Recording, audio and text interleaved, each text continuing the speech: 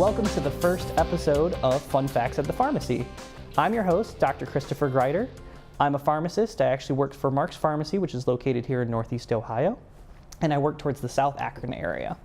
The purpose of this show is to help you guys in general, the general community, to kind of figure out what are some things that you should know about the pharmacy, about healthcare in general, just to kind of feel a little bit more comfortable and to help you with some information so that later on, if you're stuck at a pharmacy, if you're stuck and you're unable to get to a doctor's office or talk to somebody, this is the information that'll help you kind of guide yourself to make the best decisions possible to help out with everything in healthcare, essentially the healthcare field.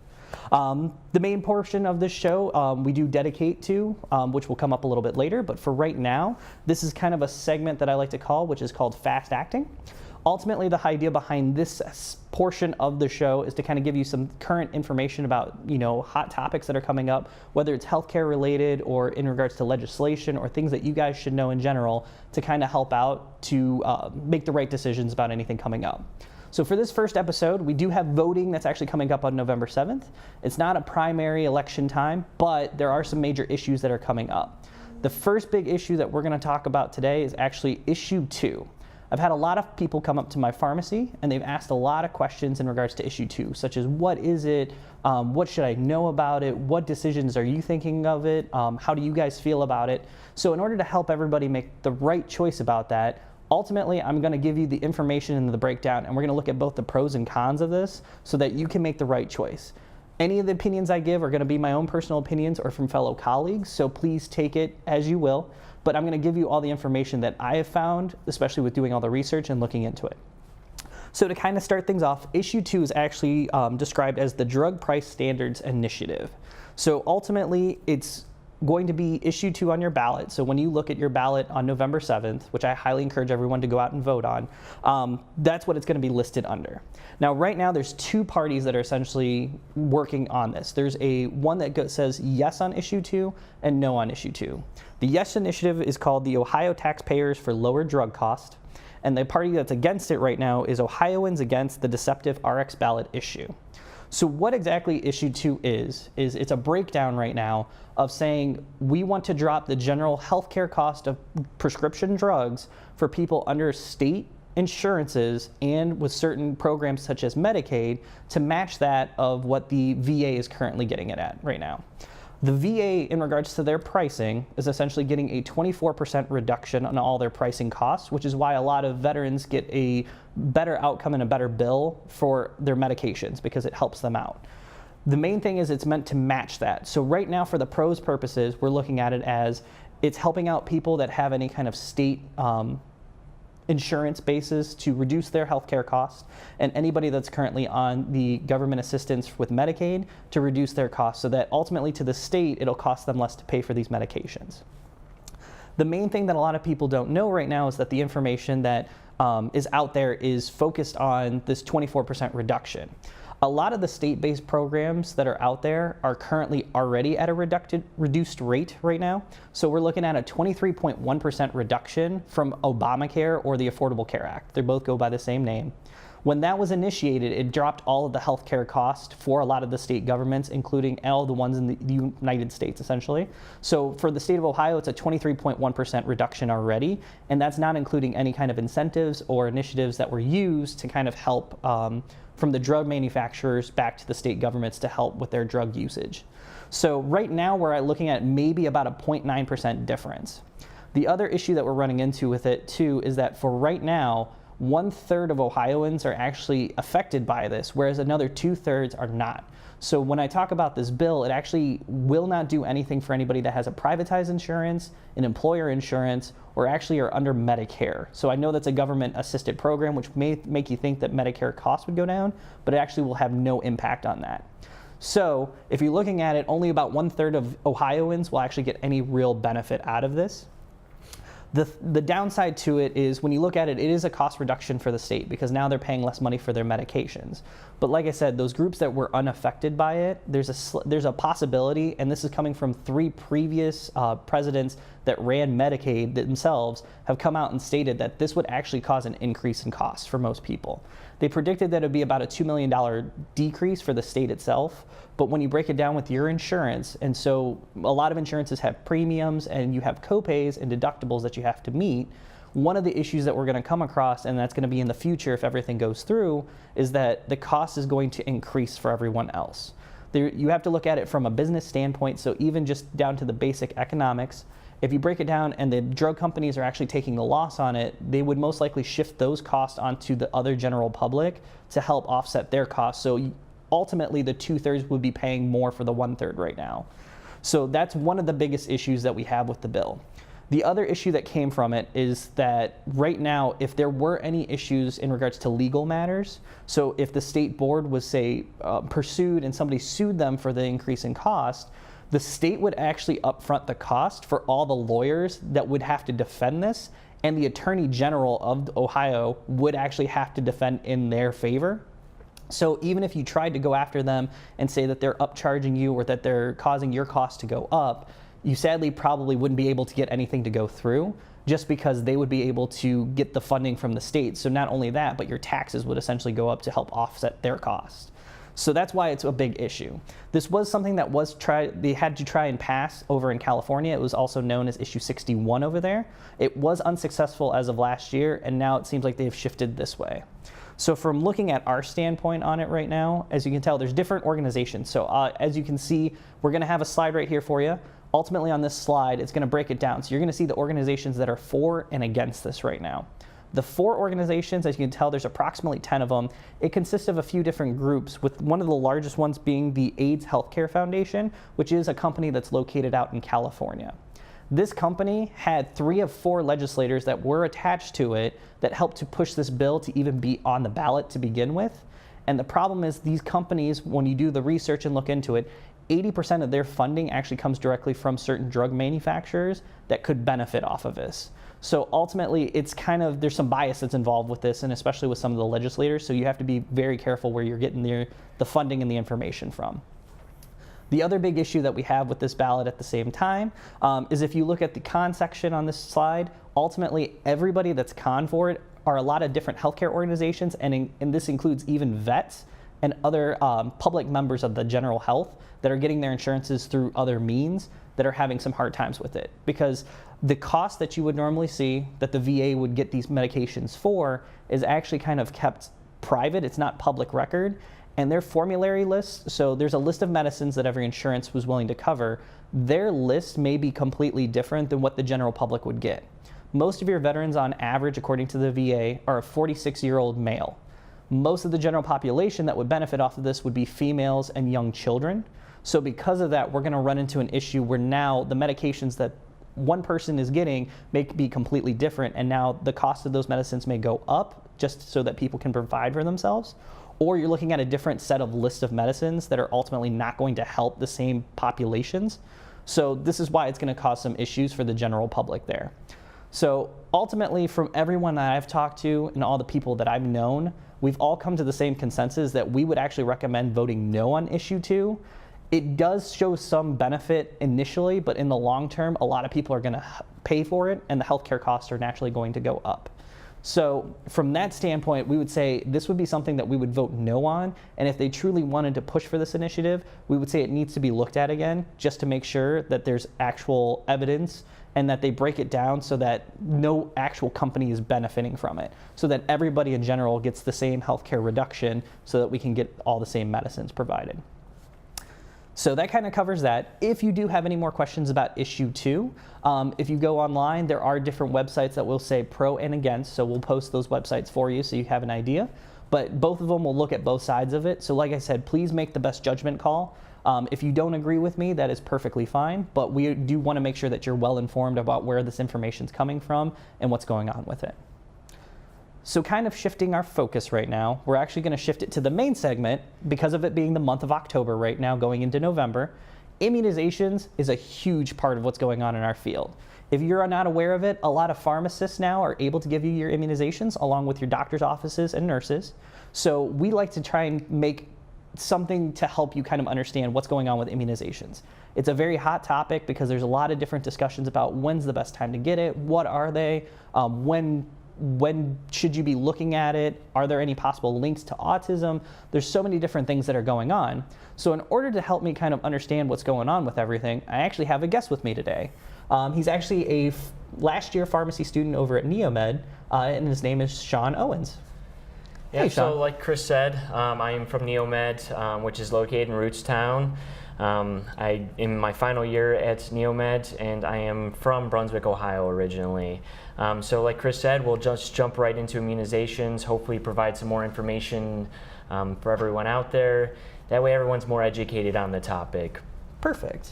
So ultimately, when we're looking at it, I mean, just in case anyone's unfamiliar with it, what are we talking about when we're talking about immunizations? What are they? Yeah, so that's a good question. So immunizations are basically an injectable product that produces immunity to a given disease. So that injectable product usually contains either part of the virus, part of the disease, in which your body recognizes that and then forms an immune response to that. By the body forming an immune response to that given product, it's actually ramping up your immune system and promoting a robust response to that.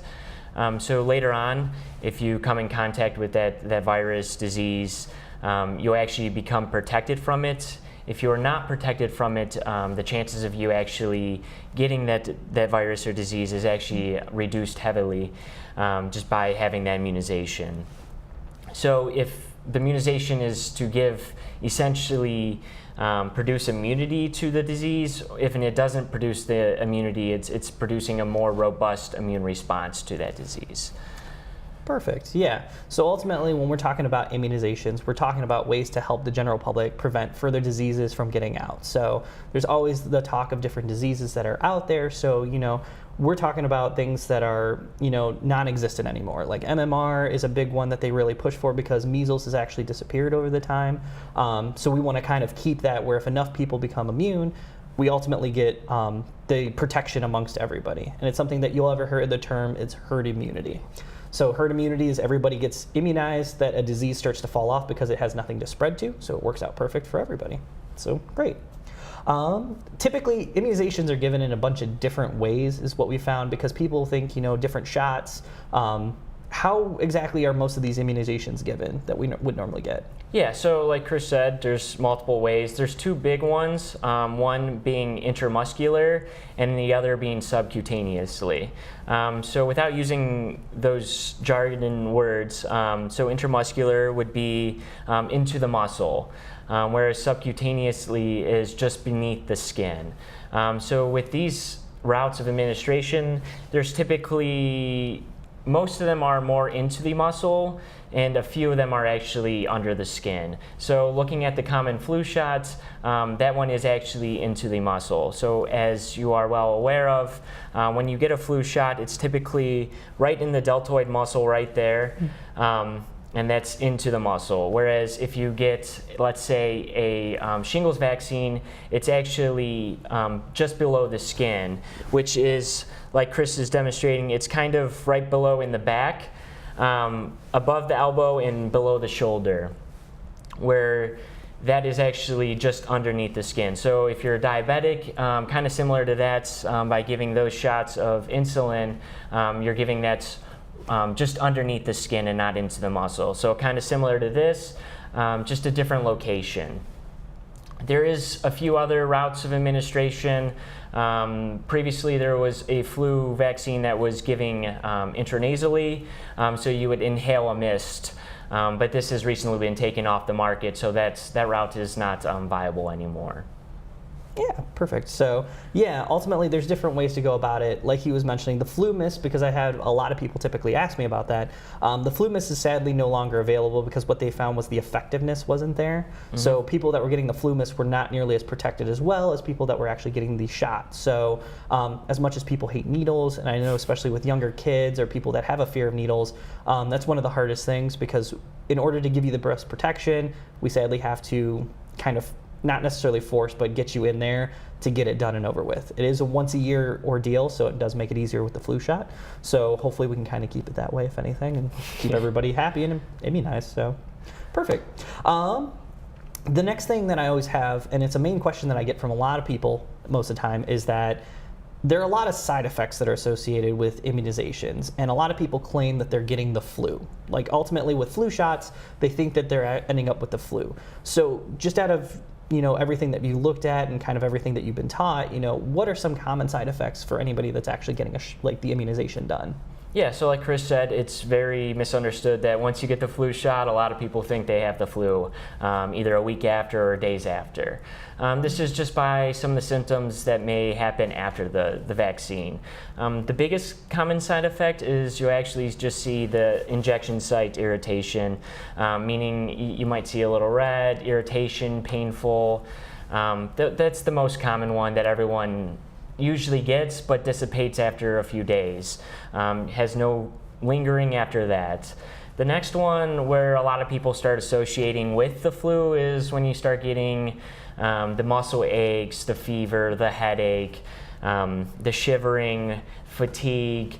All these are not so common, but you could have the potential of getting these side effects. And this is just showing that your body's actually having an immune response to the flu vaccine or the other vaccine components, and ramping up that immune system. By having your body ramp up the immune system, you're actually seeing some of these side effects.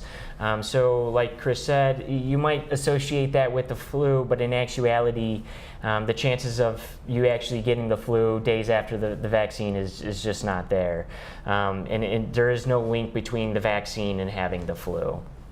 Exactly. So yeah, that's the one thing that I always push for everybody to understand is that, as I can show you right here in one of our slides, ultimately what's going on is there's a side-by-side comparison showing you what the flu-like symptoms would be from getting an immunization versus actually getting the flu. There are certain things that you said that do correlate together. So ultimately, a temperature raise is just your natural body's immune response, like you said there. The other thing too is that some people feel a little achiness in their arm. That's just a given because when you're putting anything essentially into the muscle, you're going to have a little bit of soreness that naturally kicks in with it. It's no different than working out essentially. But the main thing that helps differentiate it is that sometimes people who develop the flu, some of the big things we're looking for is you start to develop kind of like a cough. Your temperature is going off the scale where you're looking at temperatures of 102, 103, where it can be very concerning. Some stomach upsetness, nausea, essentially going to the bathroom frequently. Those are all main signs that may indicate the actual flu, whereas the other ones are just your own immune response, exactly, just kicking in. So awesome.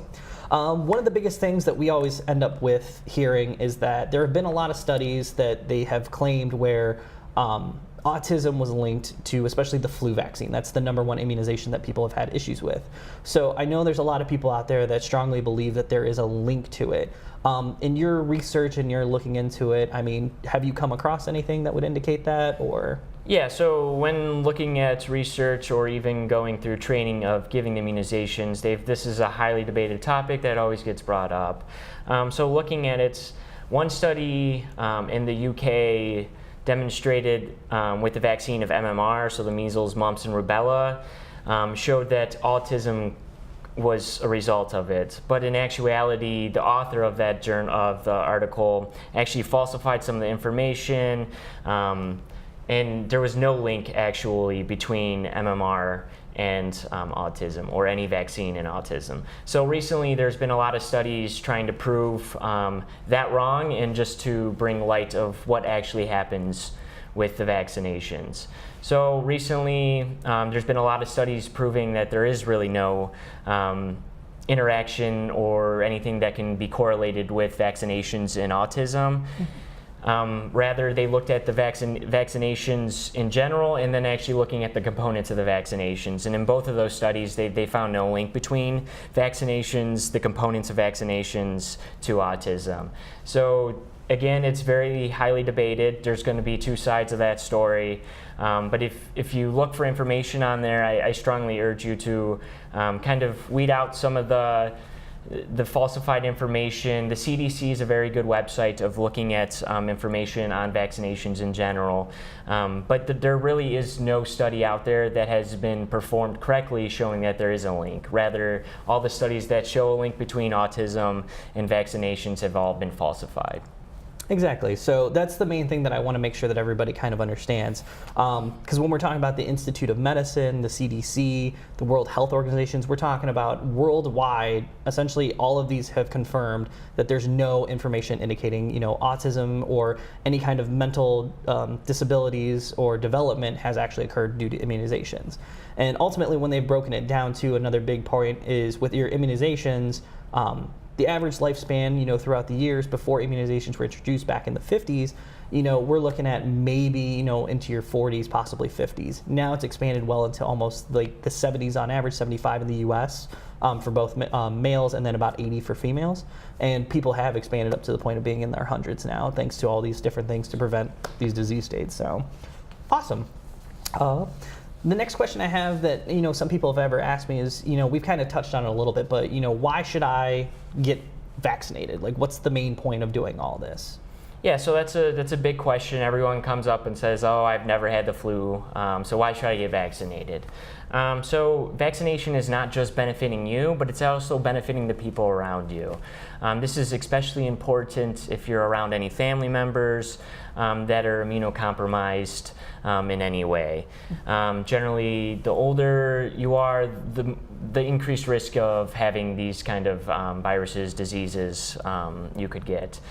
So again, it's not just benefiting you, but it's also benefiting the people around you. It's essentially preventing that illness from happening or disease, which is the biggest reason why you would want to go get vaccinated. Most of insurances will cover these at little to no cost to you. I know, especially the flu shots, all of them are pretty much covered. And even a lot of the other vaccines, a lot of insurances will pick up most of the cost of these. So when insurance companies are picking up the cost, this is essentially meaning not only have you found benefit in it, but they've found significant benefit for you getting vaccinated, meaning they're willing to dish out the money for you to get vaccinated because there is evidence out there showing that the vaccinations are very beneficial. There's little to no side effects like we've covered, besides maybe some injection sites irritation, but generally that dissipates in a few days. Most people don't even have a problem with it. So even if, let's say you get vaccinated and somehow you still end up with the disease or let's say the flu, it's generally at a much reduced severity, meaning the outcomes of you having the disease is just not what it would be like if you didn't have the flu shot. So there's better survival rates. You just don't get sick as severe. So just overall beneficial for you to get that vaccine, not only to protect you, but the people around you.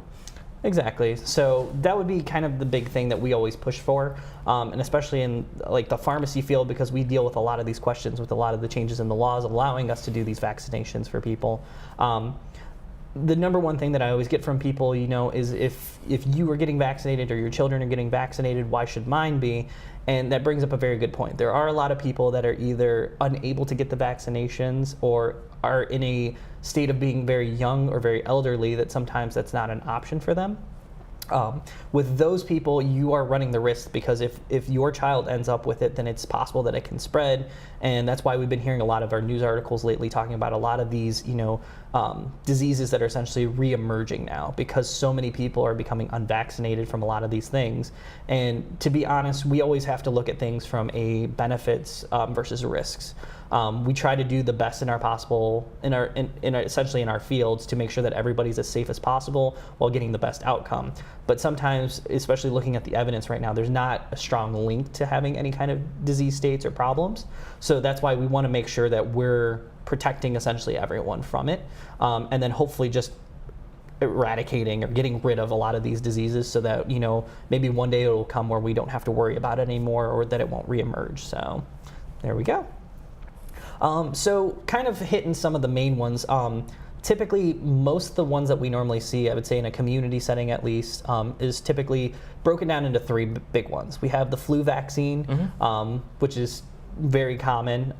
We have the pneumonia vaccine, which a lot of people tend to ask about, and then we also have the shingles vaccine. So kind of just breaking it down right now, give us a little bit of information about the flu shot, because I know a lot of people right now are looking for it. They don't really know, what's the cutoff, what age do I get, what types are there. So if you want to just give us a little bit of information on that. Yeah, definitely. So I'm going to highlight the most common of the flu shots, which are the trivalent, the quadrivalent, and the high dose.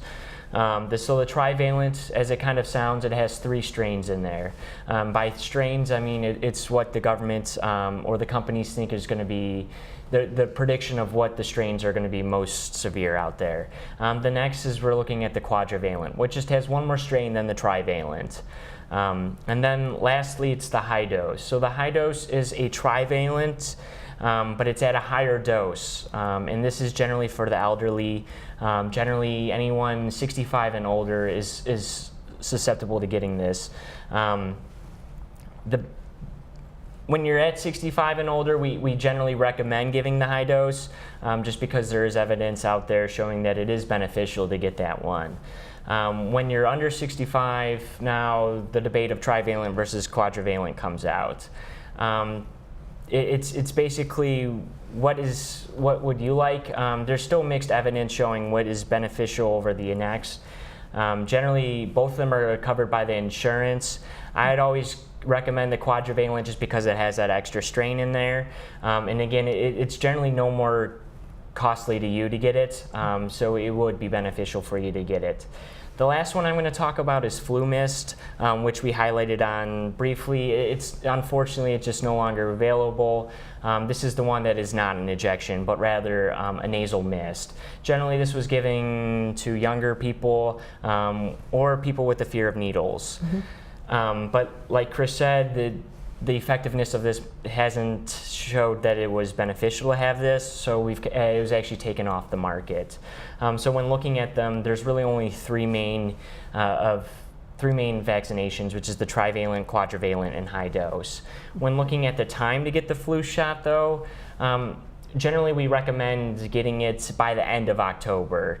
And you're going to want to get the flu vaccine every year. So biggest question is, why do we get the flu vaccine every year? This is because the strains that are predicted are generally much different year to year. So by getting the flu vaccine every year, you're getting that new strain that might become more susceptible to people. Also, your immune response tends to lean down after a while, so getting a yearly flu shot actually ramps up the immune response and gives you a more robust immunity to the flu. Yeah. So yeah, that's the main thing right there, is that with all the different flu vaccines out there, as of now, with insurances especially, they're starting to cover it. So, I mean, it's no additional cost to anybody else. That's the benefit. So not only are you going out there and helping to essentially promote the immunity, but at the same time, you're not having to pay anything, especially with any kind of insurances that are typically out there. Most of the time, if you're talking about without any type of insurance, the cash prices are normally ranging anywhere from about $30 to $40 on average. So depending, you can always check with your local pharmacies and things like that just to kind of see what the pricing is without any insurance, but a lot of the pharmacies will try and work with you to try and help promote it. So in that particular case, yeah, I highly recommend everybody to get their flu shot once a year. Is there any set particular time of the year that people would normally want to look for it, or? Yeah, so generally we would like to see by the end of October everyone gets vaccinated, just because it takes about 2 weeks to see optimal immunity to the flu, meaning it takes that amount of time for your immune system to actually kick in and develop those antibodies to the flu or any other vaccine component. So generally we'd always see October's where we'd like to see people get it. But if you haven't had it in October, I would still recommend getting it in November and December, just because it is still prevalent for the flu to be around. So it's never too late, but we'd always like to see people around October to get the flu vaccine. Exactly. So yeah, from my experience so far, I would safely say if you haven't gotten your flu vaccine done by, say, February or March, it's not to say that you couldn't get it done by that point, but at the same time, we always want to be on the safe side with it. normally by that point, flu season's kind of come to its end. It's not going to really provide you much additional support going into the rest of the year. So kind of kicking it back in around the September, October time to start looking into it, and definitely around October getting it done. So there we go. And the next thing I wanted to cover was pneumonia. So pneumonia is a big thing where I have a lot of people coming up, because normally when you get your flu vaccine done, some people will normally ask me about pneumonia, because it's a very prevalent disease. It can be very concerning for a lot of people, especially with breathing problems. So what can you tell us about the pneumonia shot? Yeah, so there's actually 2 pneumonia shots. There's the Prevnar 13 and then the Pneumovax 23. So Prevnar 13 has 13 strains, whereas the Pneumovax 23 has 23 strains. So these are very confusing because they can be given at many different intervals, meaning, like Chris said, if you have lung issues, breathing problems, you typically get one of these vaccines, whereas a healthy individual generally kind of waits till about 65 to get these vaccines.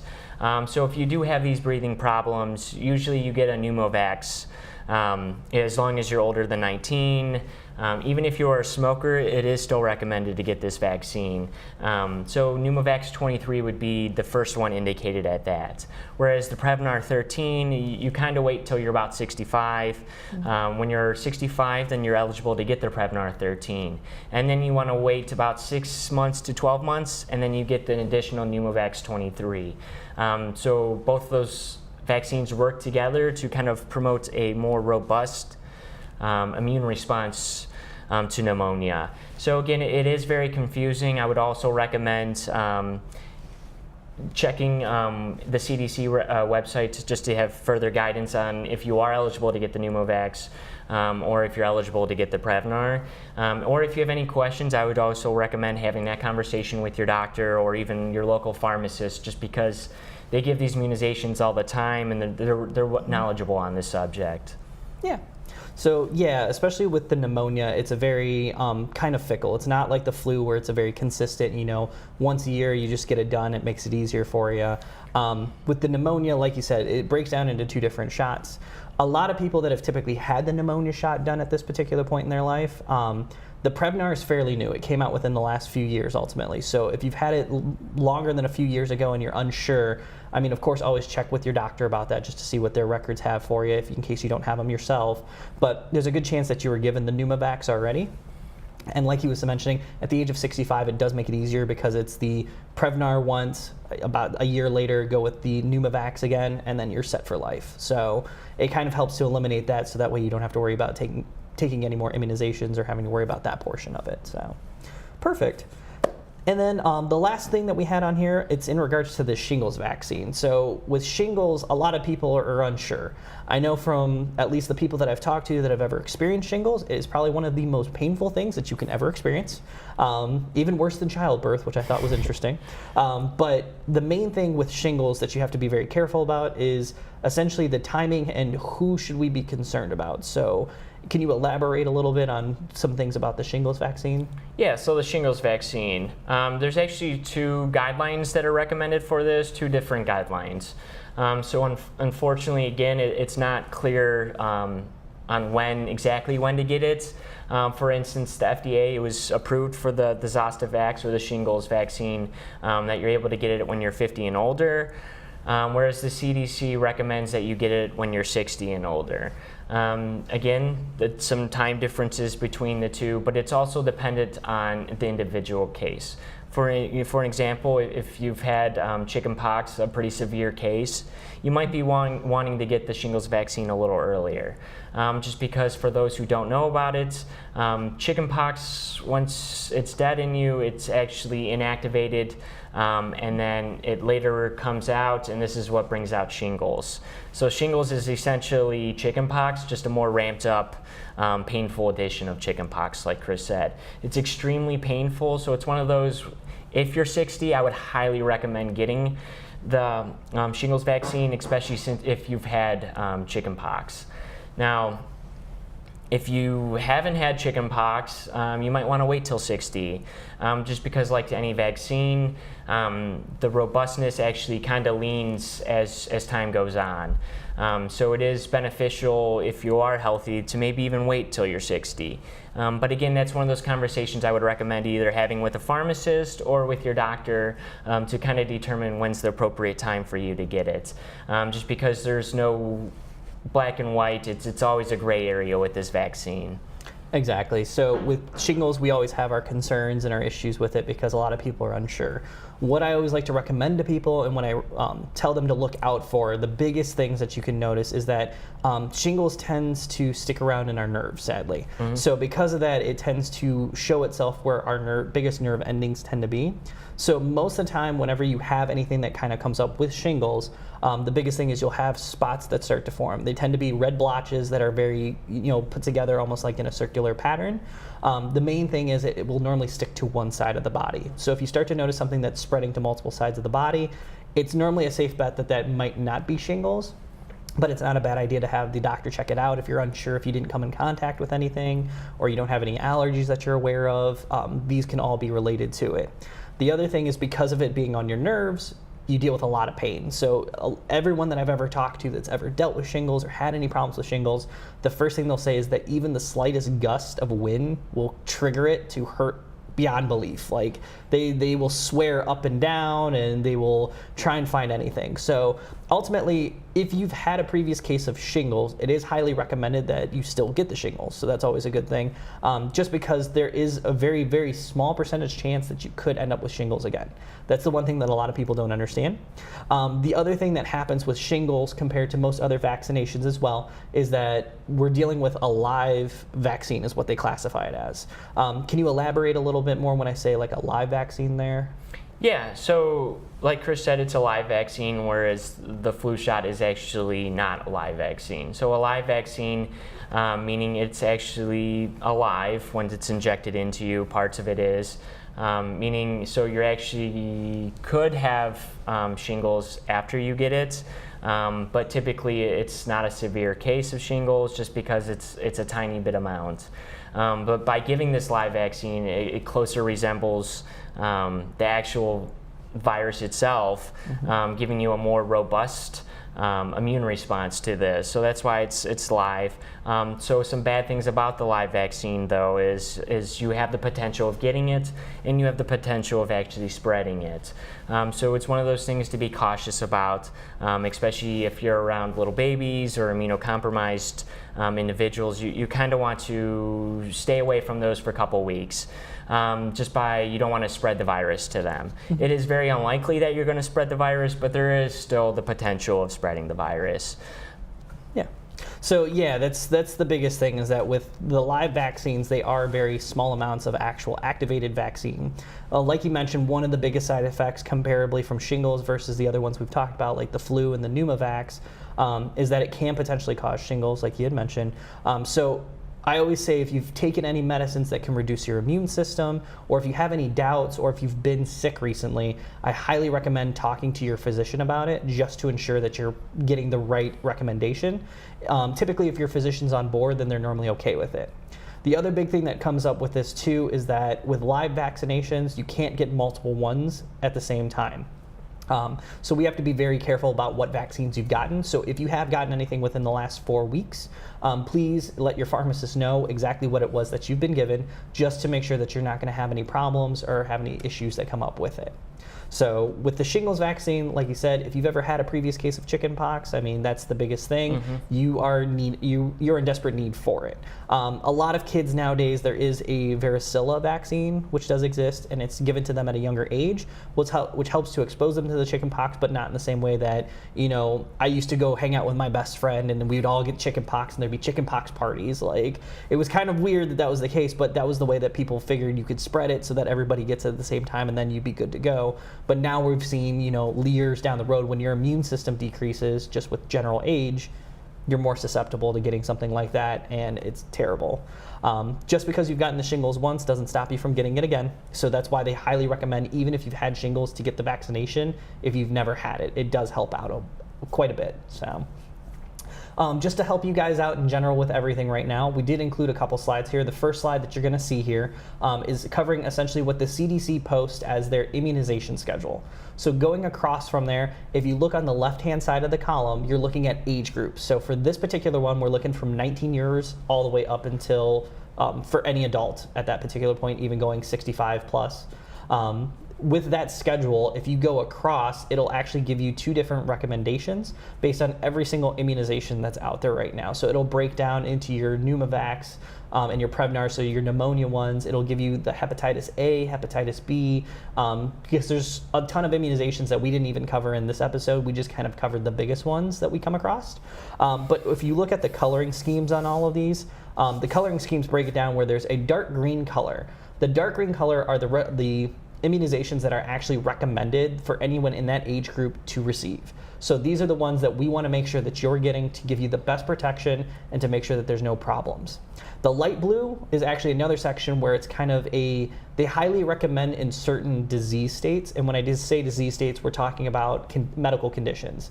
So if you have a history of diabetes, if you have a history of heart issues, if you have a history of breathing problems such as asthma or COPD, these may be ones that are highly recommended for you depending on your age group and depending if you have those. If we shift on to the next slide here, the next slide here is going to show you an actual breakdown of the disease states and what they recommend with it. So you can look at the age and kind of figure it out from the previous slide and look and see what do you fall under. Is it something recommended, or is it something that they would highly recommend but not necessarily that you would need? If you fall into those disease states, you can look on the second slide and then take a look from there. This will break it down and give you all these different ones to look out for. So pregnancy is a big category because we also ultimately want to protect the mother and the baby that hasn't been born yet. So there are certain sections that specifically state for certain immunizations that say do not recommend because there is a good chance of harm that can come to the baby, and we ultimately don't want that to happen. For some of the other ones, though, it will break it down based on all the different disease states. So if you get an immunization in one category, so the flu or pneumonia, and you do have a history of both asthma and COPD, as long as you're getting the immunization done, you've covered it for both diseases so that you don't have to worry about it.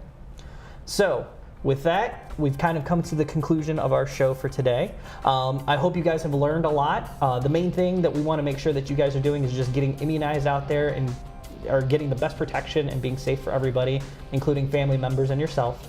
But make sure you get out there and vote, and hopefully we'll see you next time here on Fun Facts at the Pharmacy.